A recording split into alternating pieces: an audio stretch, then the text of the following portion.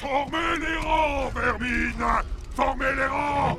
Les hallebardiers devant et les archers derrière!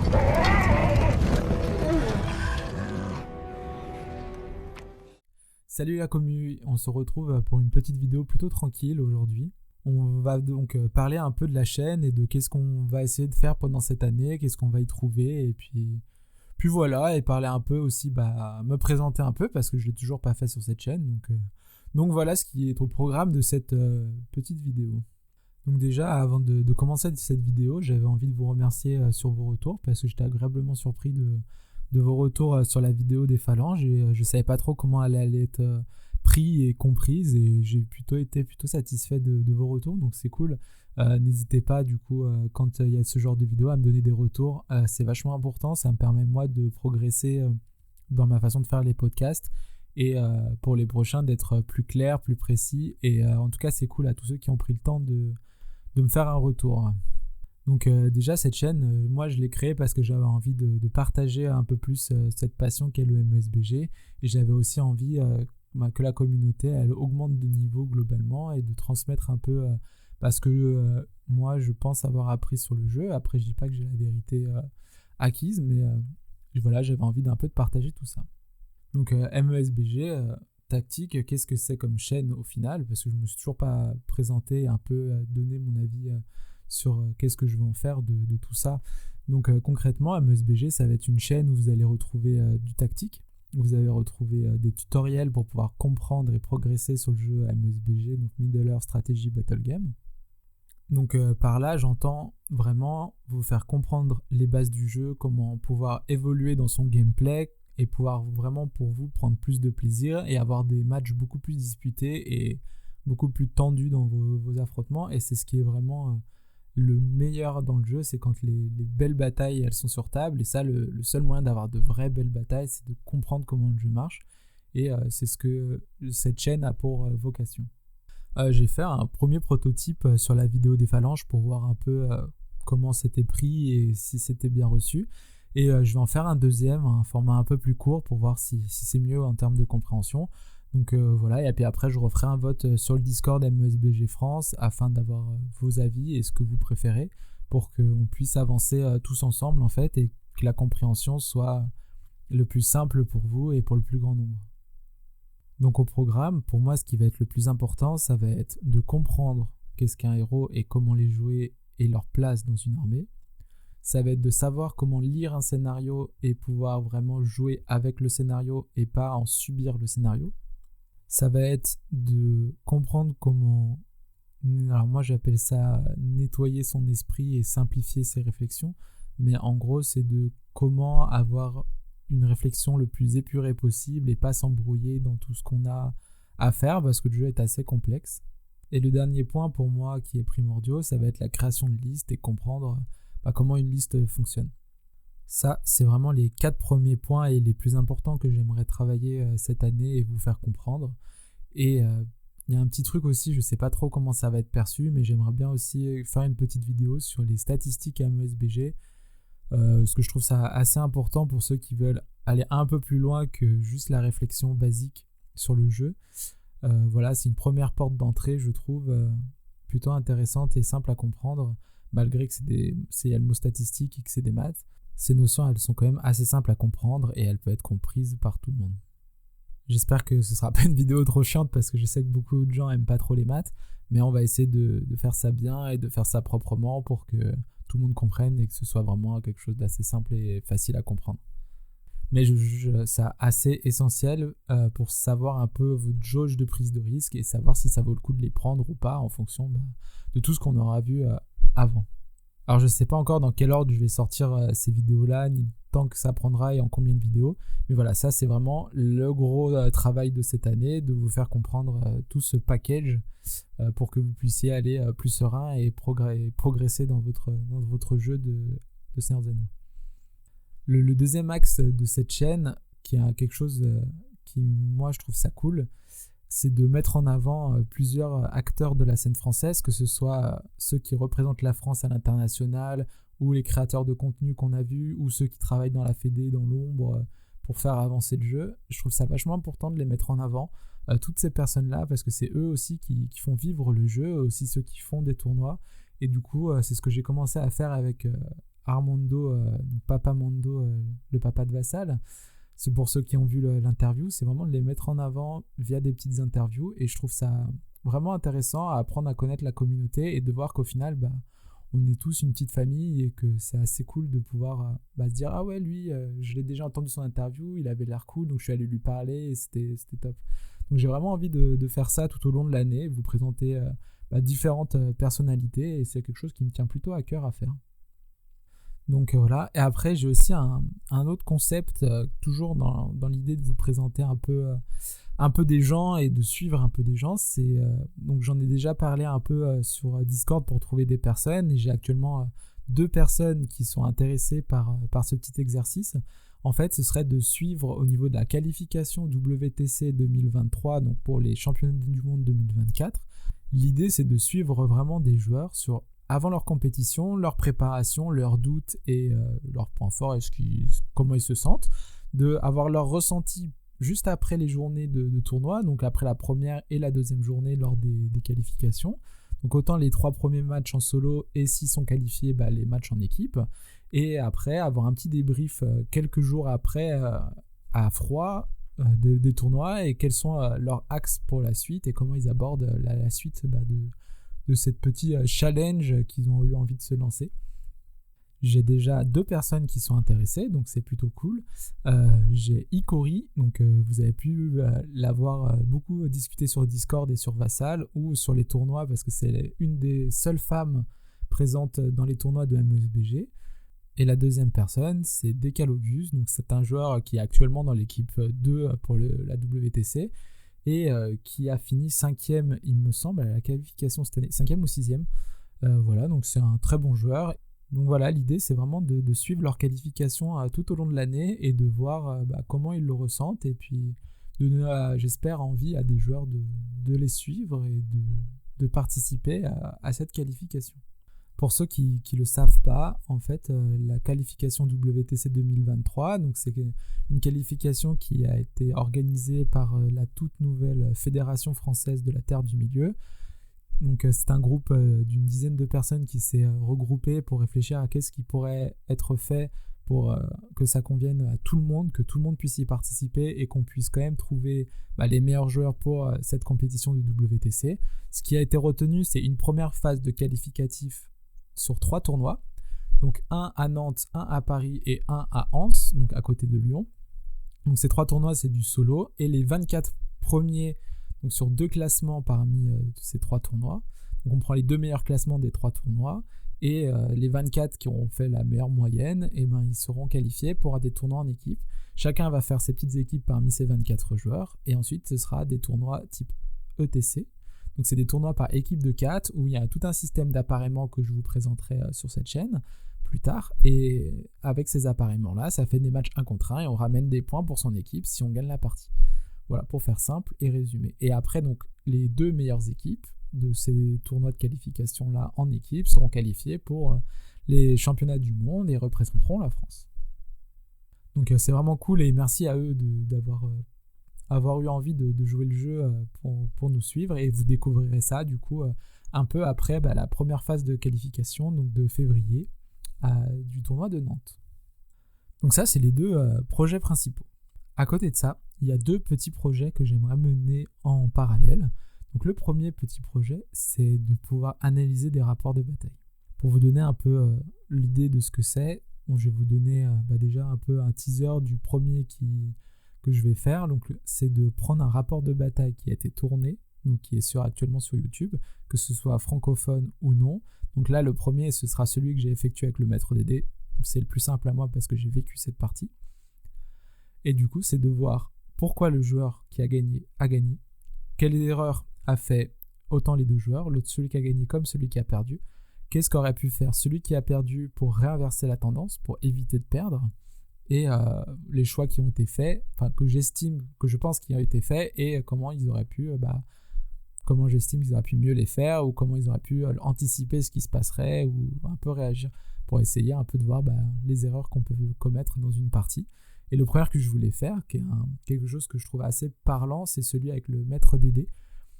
Donc c'est du Rohan contre de l'Isengard. Pour ceux qui ne l'ont pas vu, n'hésitez pas à aller le voir sur sa chaîne directement. C'est un rapport de bataille vraiment tourné de manière très jolie. Toutes les vidéos du maître Dédé, elles sont très travaillées, elles sont très belles et ils méritent au moins 10 fois plus de vues. Donc n'hésitez pas à y aller et à vous abonner. Je vous mets tout ça dans la description. En tout cas, c'est une super chaîne, donc n'hésitez pas. Et le deuxième petit projet à côté, c'est qu'on va essayer de parler de armée directement. Donc par exemple, on m'a demandé de faire une petite analyse de la Légion légendaire des Théoden. Donc c'est de prendre l'armée, de qu'est-ce qu'on peut en faire, de quel héros on peut en faire quoi, et de quelles troupes on peut en faire quoi aussi, et d'analyser un peu tout ça, voir un peu ses forces, ses faiblesses globales, pour un peu donner un avis global sur l'armée et un peu comment la manier. Parce que chaque armée a du potentiel et chaque armée a un peu son thème. Et en même temps de ça, je voudrais aussi de reprendre des listes d'armées qui ont été faites par des gens et de les analyser, de les comprendre un peu leurs choix et de voir si elles sont bien, si elles sont pas bien, s'il y a des erreurs, si on n'a pas. Et ça, c'est toujours selon moi et mes critères. Et voilà. C'est un concept qui a déjà été fait sur la chaîne de Gorbag. Donc voilà, si vous aimez ce genre de concept, je vous invite à aller sur sa chaîne aussi pour voir déjà le concept qui a été fait. Après, ce sera un peu plutôt dans ma touch. Mais voilà, n'hésitez pas à aller checker un œil à sa chaîne. Pareil, elle sera en description. Et puis c'est cool. C'est une chaîne cool, donc n'hésitez pas à y aller.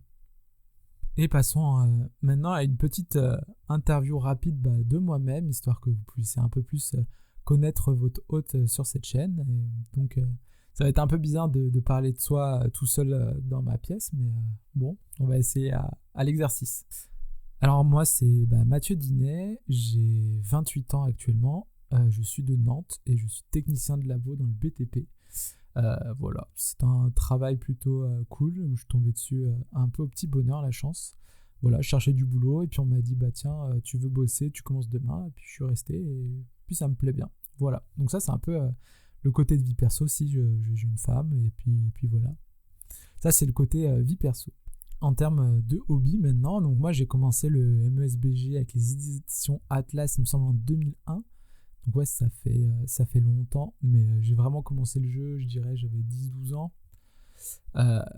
Voilà, donc j'ai commencé le jeu, donc j'étais à Nantes, chez mes parents, et j'avais une asso dans une gendarmerie avec des gens vraiment sympas qui m'ont accueilli malgré mon jeune âge, parce que j'étais assez posé sur la partie. Donc si vous aussi, vous êtes plutôt jeune et que vous avez envie de vous lancer dans des associations, si vous y allez en étant posé, calme et pas en sautant partout, vous serez très bien accueilli et il n'y aura aucun souci pour faire des parties avec d'autres personnes. On en voit d'ailleurs en tournoi qui sont assez jeunes et ils sont plutôt posés pendant la partie et pas à courir partout. Donc voilà, ça, il n'y a vraiment aucun souci là-dessus. Donc à l'époque, je commençais la peinture et j'étais une grosse merde en peinture, pour être tout à fait honnête. Et j'ai fait mon premier tournoi dans ces eaux-là où j'ai fini 2e sur 14 participants de mémoire, un truc comme ça. Mais c'est un truc que j'ai eu un peu de mal à digérer, cette 2e place, parce que en gros, ce qui s'est passé, c'est au niveau de la note de peinture, elle était vachement notée, plus qu'une victoire au final. Et la personne qui était premier a fait peindre ses figurines par un professionnel, alors que moi, de mes 12 ans, je me suis éclaté sur ma peinture toute pourrave, et du coup, il m'est passé devant à cause de ça, alors que quand j'ai joué contre lui, j'ai gratté l'égalité. Voilà, et du coup, ça m'a toujours laissé ce petit goût amer, et voilà, donc depuis, j'aime pas quand la peinture compte dans les tournois, mais ça, c'est vraiment personnel, et c'est à cause de cette petite anecdote. Voilà. Et après, donc, cet assaut, en étant des gendarmes, ils ont fini par être mutés. Et donc, du coup, je perdais mon cercle de joueurs. Et ne retrouvant pas de cercle de joueurs de MESBG, je me suis tourné vers d'autres wargames tels que Warhammer 40 000, Age of Sigmar.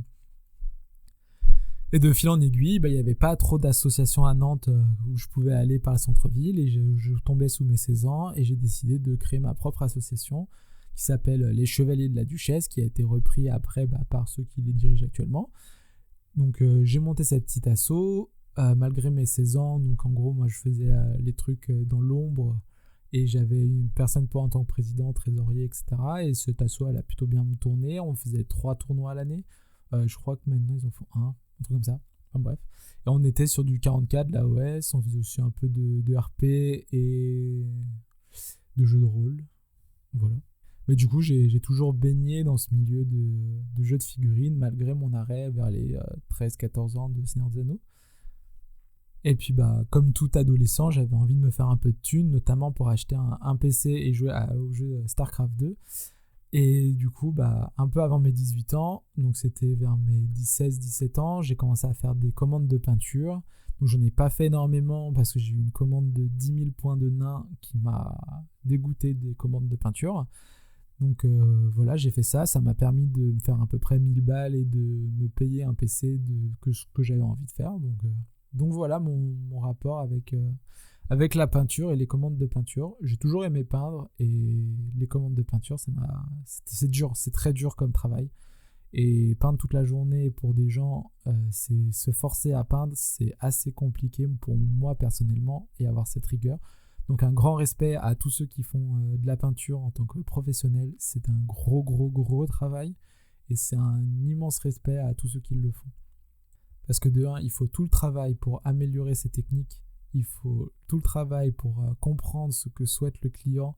Et après, il faut tout le travail de réalisation. C'est très dur comme travail, c'est compliqué. Et franchement, un gros respect à tous ceux qui le font. Donc j'ai fait un bac S et après, du coup, je rentre en classe préparatoire à Nantes. Et là, c'était un peu compliqué de continuer avec les figues. Donc j'ai fait vraiment une grosse pause en termes de jeux de figurines.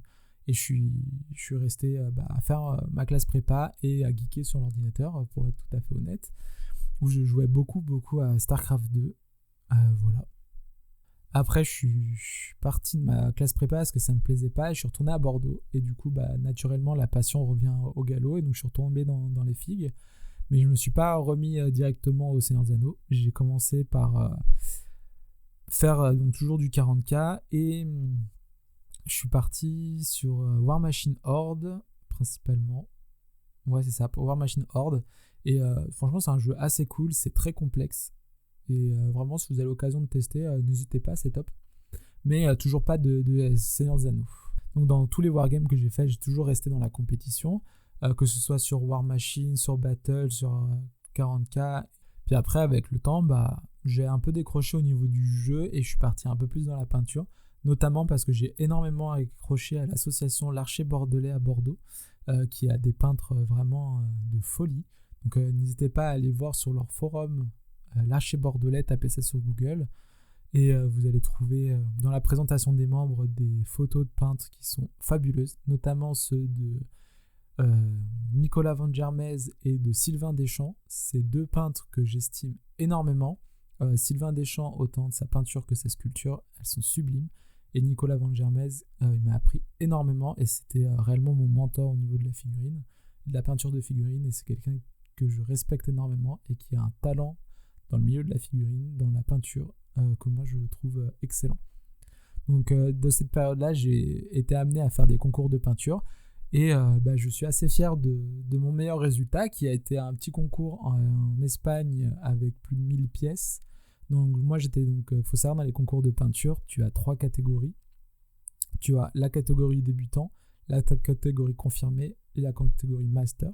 Donc débutant, c'est tous ceux qui n'ont jamais fait de concours, qui commencent. Confirmé, c'est tous ceux qui ont déjà eu quelques médailles en débutant.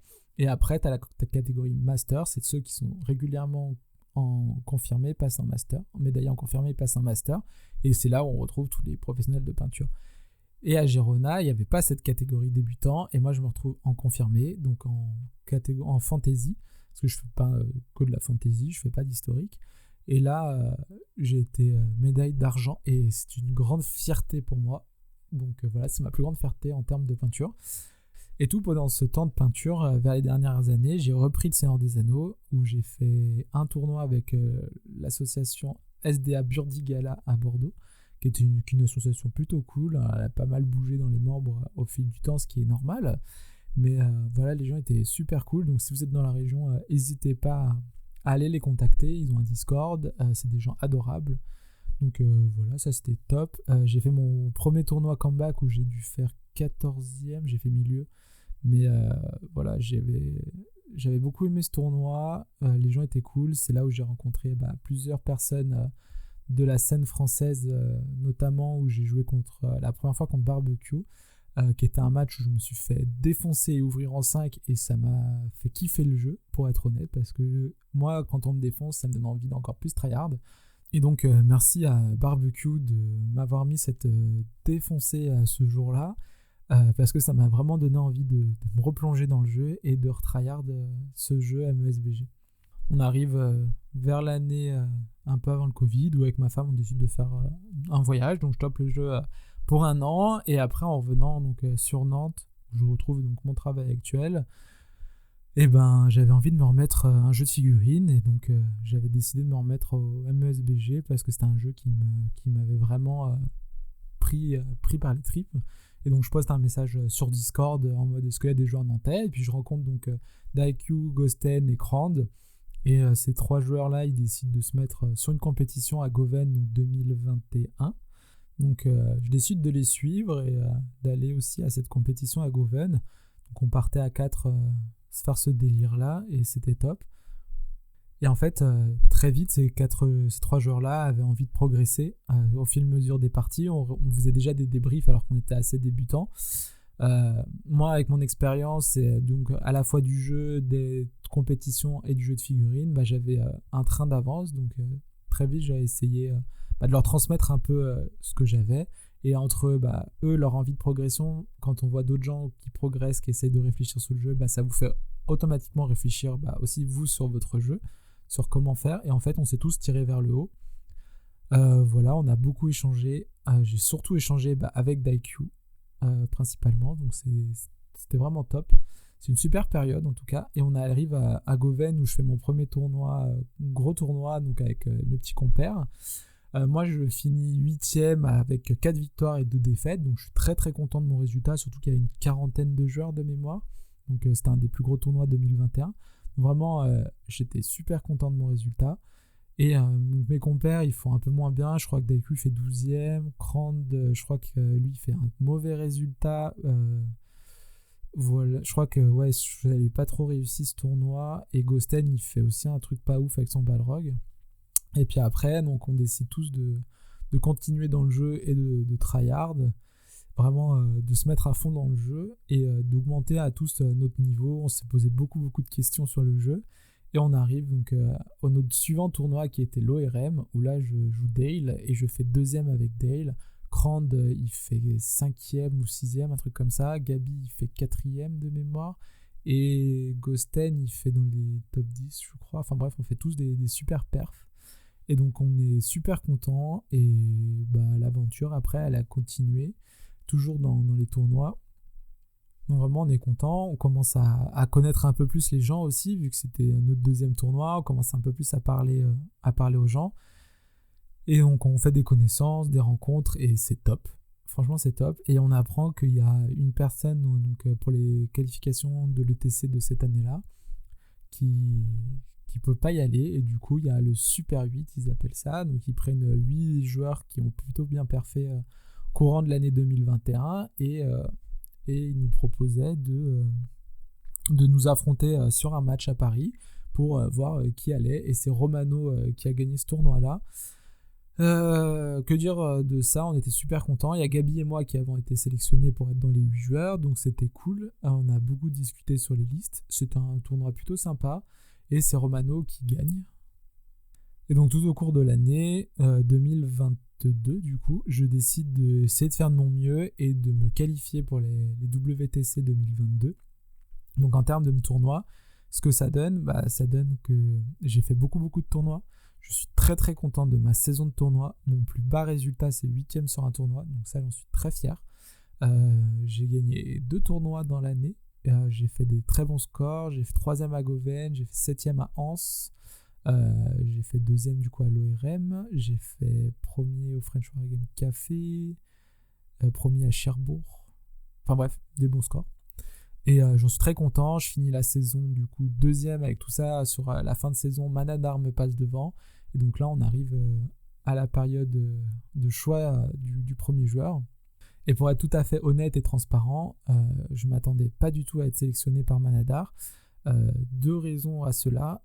La première, c'est que je sais qu'il a beaucoup d'affinités avec une partie de la scène française, notamment qui sont qualifiés, notamment Coco Painting, notamment Decalogus, aussi Alex Ford, donc c'est Glorfindel son pseudo. Tout le monde l'appelle Ford, donc c'est pour ça que j'ai eu du mal avec son pseudo, je me rappelais plus son pseudo, mais bref. Voilà, donc je sais qu'il a une bonne affinité avec ces trois personnes-là. J'estime qu'il y a des joueurs qui sont meilleurs que moi, dont Manadar et Barbecue. Donc ça faisait beaucoup de choses qui me faisaient dire qu'il n'allait pas me choisir. Et voilà. Et finalement, il a donné les équipes. Et c'est une équipe qui était très très très très proche de ce que j'aurais pu faire moi en tant que capitaine. Donc ça me faisait extrêmement plaisir et j'étais honoré de son choix. Donc je me retrouve là actuellement dans l'équipe 1 de la qualification WTC. Donc pour participer à la qualification ETC, on est actuellement en train de discuter sur qu'est-ce qu'on va jouer. Et voilà. Donc ça, je vous en parlerai un peu plus sous les vidéos. On fera une vidéo dédiée à mon parcours dans l'ETC et ce que j'en pense et comment je l'ai vécu. Enfin voilà. Donc ça, c'était toute ma partie compétitive du MSBG. Si, un autre truc que je voulais souligner, j'ai beaucoup peint cette année-là parce que j'ai cette habitude et cette envie de vouloir changer d'armée à chaque fois. Et donc du coup, à chaque tournoi, je m'amusais à changer d'armée, de changer de liste pour découvrir plein de trucs et toujours m'amuser à fond dans le jeu. Et si, un détail qui m'a marqué aussi cette année-là, vu que je parle en pensant en même temps, c'est que un peu avant Goven, donc à Goven, j'ai joué une liste qui était la bête de Gorgoroth, le roi sorcier, Saruman, le roi Mahud, des orques, des Moranons, et c'est une liste que j'ai adoré jouer et que je me suis dit ok, parce qu'en fait j'ai eu une période un peu compliquée, je savais pas trop ma place dans la compétition, j'avais un peu, je me sentais pas trop là, tu vois, je me sentais pas, comment on dit, un peu comme si je volais ma place, que je la méritais pas. Je sais pas trop comment le terme, mais bon bref, vous avez compris l'idée.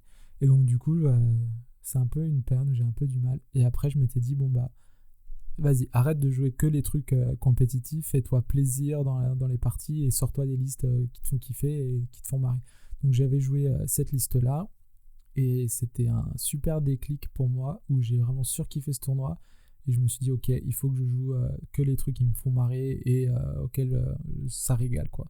Parce que c'était avant, j'ai fait le tournoi de Crégy. Et le tournoi de Crégy, je suis tombé sur... j'ai donc juste tombé. J'ai joué les balistes de la Légion légendaire des balistes.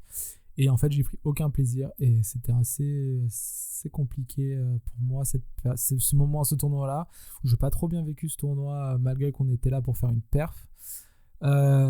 C'était juste personnel, hein. Avec les gens c'était top, mon équipe c'était ultra top, les gens étaient adorables, on a fait une super équipe, je referais avec 100% la même équipe ce tournoi là, juste je changerais ma liste et je pense que je changerais aussi la liste de Ghosten parce que je pense qu'il ne jouait pas ce qu'il avait aussi envie de jouer et je trouvais ça dommage, surtout que c'est un très bon joueur et que je pense qu'il aurait fait pareil voire mieux avec la liste qu'il aurait réellement voulu jouer.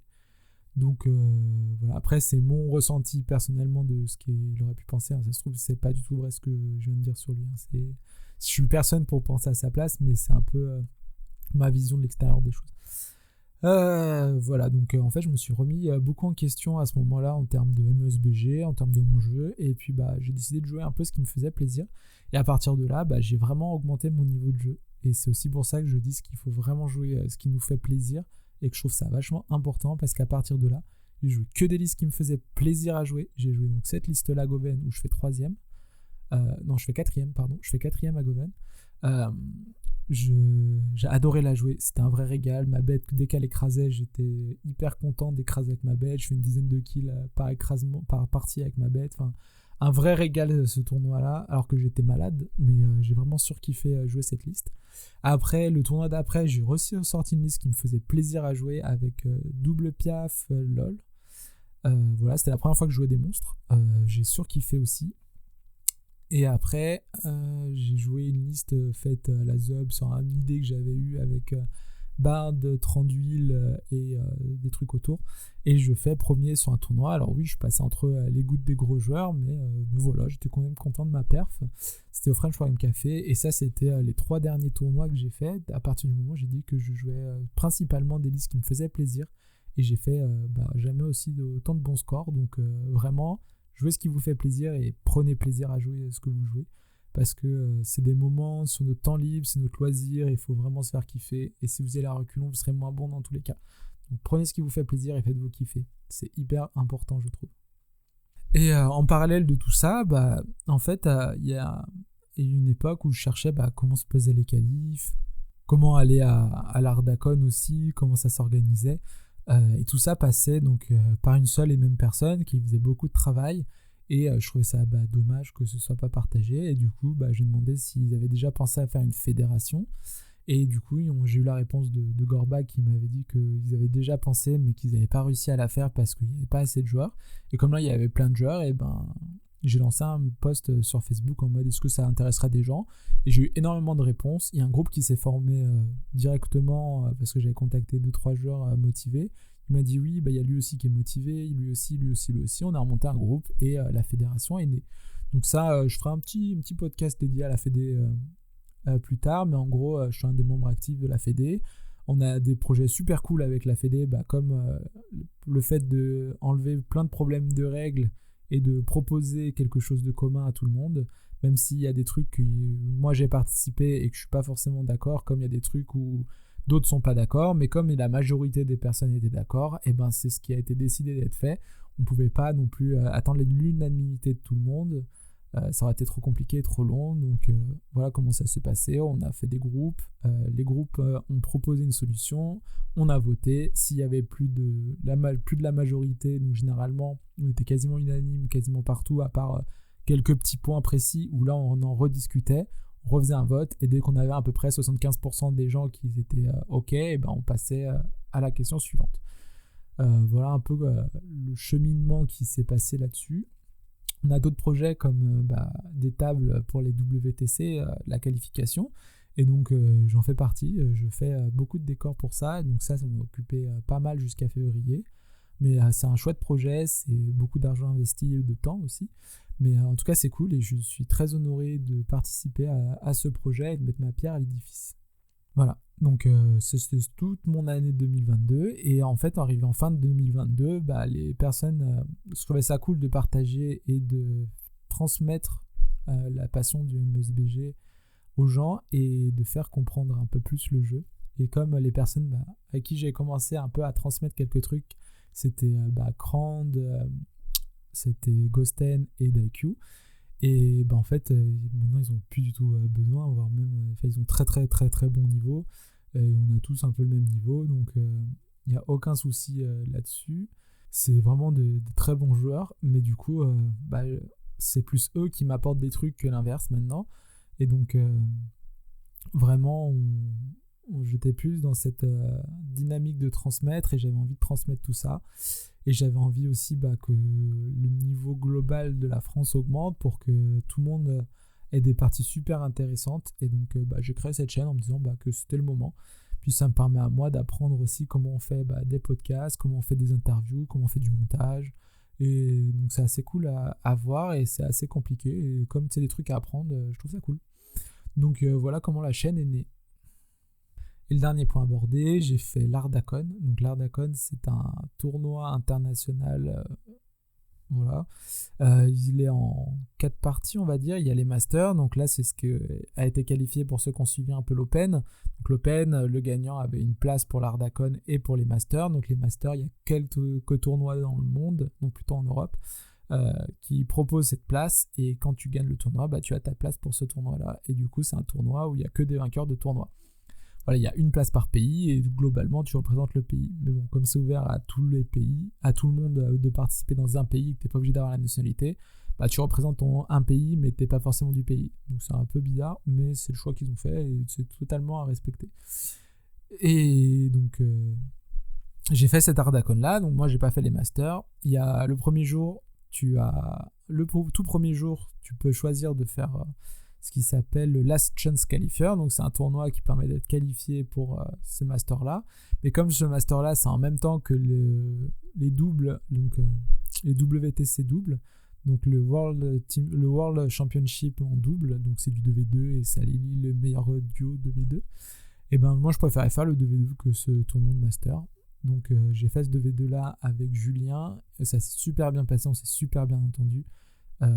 Télion, son pseudo. Et c'est quelqu'un de adorable, c'est un mec génial et on s'est super bien entendu et c'était vraiment de super bons moments. J'ai adoré faire ce tournoi-là en double avec lui, c'était top. Et on a fini 4e ou 5e. On a fini 5e, c'est une super perf, il y a une 50aine d'équipes, je suis très content de ça. On a bien joué nos trucs et voilà, c'était top, l'ambiance a été ouf. On se retrouvait tous les soirs avec la dizaine de Français, 9 Français qui sont partis sur place faire la qualification. Donc c'était des bars, des restos, des délires, des racontes d'anecdotes de parties. Vraiment, c'est une semaine où on vit, on mange, on dort à MESBG. Donc ça, c'est top. Après ces 2 jours de double, il y a un petit truc qu'ils appellent le Chaos Inarda. Donc je vais pas vous spoiler ce que c'est. Venez juste pour le fun. Sachez juste que c'est une petite partie où vous êtes à 4 en FFA et c'est vraiment un truc où il faut y aller pour se délirer. Vraiment, c'est marrant. Et après, le truc derrière, c'est que là, tu as le solo. Donc, c'est le plus gros tournoi solo au monde, donc de 250 joueurs. Et donc, comme nous, cette année, il y avait 200 joueurs à peu près. Et je fais 24e, je fais 4 victoires, une égale, une défaite. Donc, je suis plutôt content du résultat. On en parle sur le site de la Fédé, on en parle. Donc, n'hésitez pas à aller checker si vous avez envie. Voilà. Et ben je pense qu'on commence à avoir fait le tour. Je commence en plus à m'embrouiller vu que ça fait plus d'1 heure que je parle pour l'enregistrement de cette vidéo. Donc voilà, je pense avoir fait le tour et une petite présentation globale de moi-même, d'où on était la chaîne. Donc j'espère que ça vous plaira. Et puis bah, je vous dis à très vite pour la prochaine vidéo qui j'espère vous plaira. Salut!